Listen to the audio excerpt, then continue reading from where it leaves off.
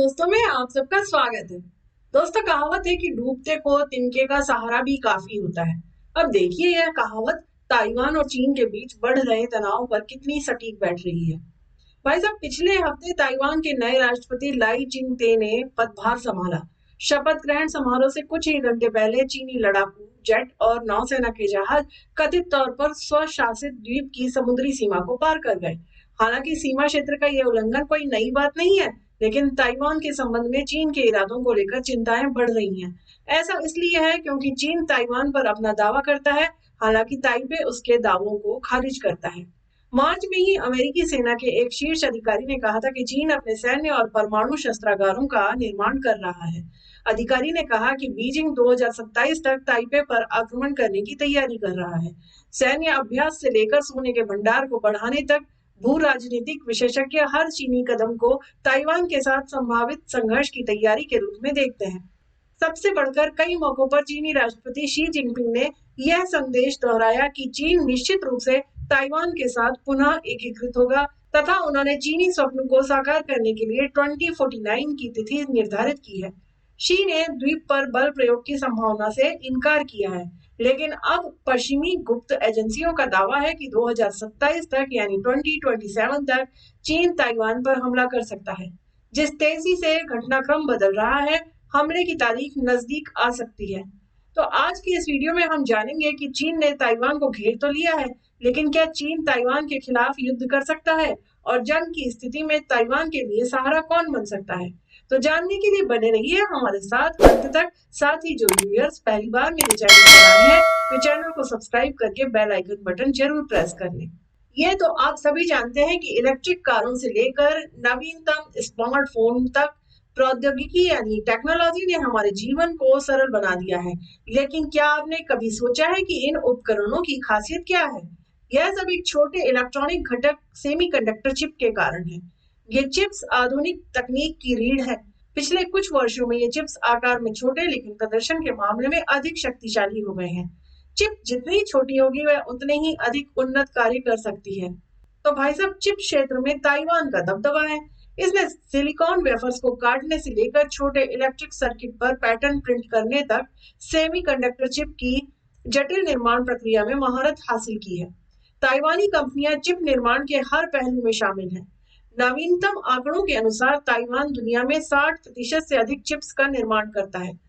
जब छोटे और अत्याधुनिक चिप्स की बात आती है तो देश का प्रभुत्व और अधिक स्पष्ट हो जाता है। यह 7 नैनोमीटर से छोटे सभी चिप्स का 70% उत्पादन करता है।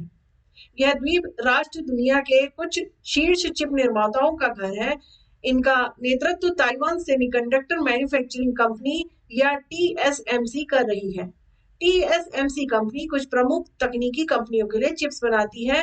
इसके हाई प्रोफाइल ग्राहकों की सूची में Apple, Microsoft, Google, Amazon, Meta और टेस्ला शामिल हैं। टीएसएमसी के फैब्रिकेशन प्लांट आईफोन और एंड्रॉइड डिवाइस से लेकर सुपर कंप्यूटर और आर्टिफिशियल इंटेलिजेंस सिस्टम तक हर चीज के लिए चिप्स बनाते हैं। टीएसएमसी दुनिया के 90% से अधिक सबसे उन्नत चिप्स का उत्पादन करता है। तो अगर ताइवान पर हमला होता है तो चिप क्षेत्र का क्या होगा? इस बारे में क्राउड स्ट्राइक के सह संस्थापक और कंपनी के पूर्व मुख्य प्रौद्योगिकी अधिकारी राष्ट्रीय सुरक्षा विशेषज्ञ दिमित्री अल्परोविच ने अपनी पुस्तक वर्ल्ड ऑन द ब्रिंक में अमेरिका, चीन और ताइवान के बीच बढ़ते तनाव पर चर्चा की है। अल्पेरोविच का कहना है कि उन्हें ऐसा लगता है कि अमेरिका चीन के साथ एक अन्य शीत युद्ध में है और उन्हें आर्टिफिशियल इंटेलिजेंस, सेमीकंडक्टर और अंतरिक्ष के क्षेत्र में होने वाली दौड़ में जीत हासिल करनी होगी। तो क्या टीएसएमसी ताइवान के लिए बनेगी एक ढाल? भाई साहब, ताइवान पर संभावित आक्रमण के दूरगामी परिणाम हो सकते हैं। कई ताइवानियों का मानना है कि चिप आपूर्ति श्रृंखला में द्वीप के प्रभुत्व के कारण यह संभावना नहीं है कि चीन उन पर आक्रमण करेगा। कई लोगों के लिए द्वीप पर टीएसएमसी की उपस्थिति एक ढाल के रूप में काम करती है। हालांकि यह आशावाद सबसे आगे दिखाई नहीं दे रहा है, क्योंकि टीएसएमसी को चीन के साथ तनाव के खतरों को समझती है। वर्षों से फर्म के संस्थापक मॉरिस चांग ने इस क्षेत्र में तनाव कम होने की आशा की है। साथ ही कंपनी ने सबसे खराब स्थिति के लिए भी तैयारियां शुरू कर दी हैं।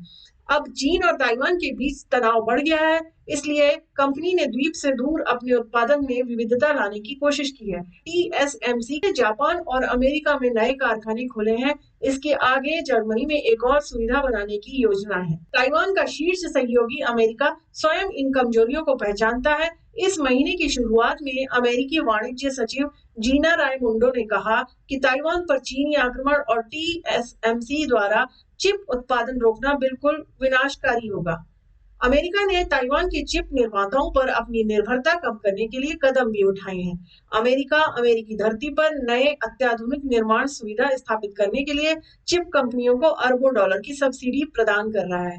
यहाँ तक कि टीएसएमसी को अमेरिकी सरकार से सब्सिडी भी मिली है और उन्होंने देश में 3 नए कारखाने बनाने का वादा किया है। हालांकि विशेषज्ञों का कहना है कि इन प्रयासों को अभी भी भारी चुनौतियों का सामना करना पड़ रहा है। विशाल संसाधनों के साथ भी ताइवान के सेमीकंडक्टर औद्योगिक आधार के पैमाने और क्षमताओं को फिर से बनाने में कई साल लगेंगे। अब जैसे जैसे चीन से बढ़ते खतरों का साया ताइवान पर पड़ रहा है, द्वीप की चिप सर्वोच्चता सवालों के घेरे में आ गई है। दुनिया भर की सरकारें, व्यवसाय और उपभोक्ता पूरी तरह से इन चिप्स पर निर्भर हैं। विश्लेषकों के अनुसार निकट अवधि में द्वीप के चिप निर्माण कार्य में कोई भी गंभीर हानि आपूर्ति को गंभीर रूप से बाधित करेगी। इससे निश्चित है कि चिप की कमी हो सकती है और कीमतें आसमान छू सकती हैं। बदले में इसका वैश्विक अर्थव्यवस्था पर गहरा प्रभाव पड़ सकता है। एक आकलन के अनुसार ताइवान पर युद्ध से दुनिया को लगभग 10 ट्रिलियन डॉलर या वैश्विक जीडीपी का लगभग 10% नुकसान होगा। इस बीच एक नई रिपोर्ट में कहा गया है कि ताइवान के आक्रमण की स्थिति में टीएसएमसी के पास एक नई योजना है। यह योजना है कि कंपनी की अपनी सभी अत्याधुनिक मशीनों को बंद कर दिया जाए। ताइवान के चिप उत्पादन की सुरक्षा करना दुनिया भर के कई लोगों के लिए जरूरी हो गया है। यदि ऐसा नहीं हो पाया तो देश में कोई भी युद्ध या संघर्ष हो सकता है, चिप युद्ध में तब्दील हो जाएगा। तो आज वीडियो यहीं तक के लिए। ऐसी नई जानकारी लेकर मैं फिर हाजिर होती हूँ। तब तक के लिए राम राम दोस्तों।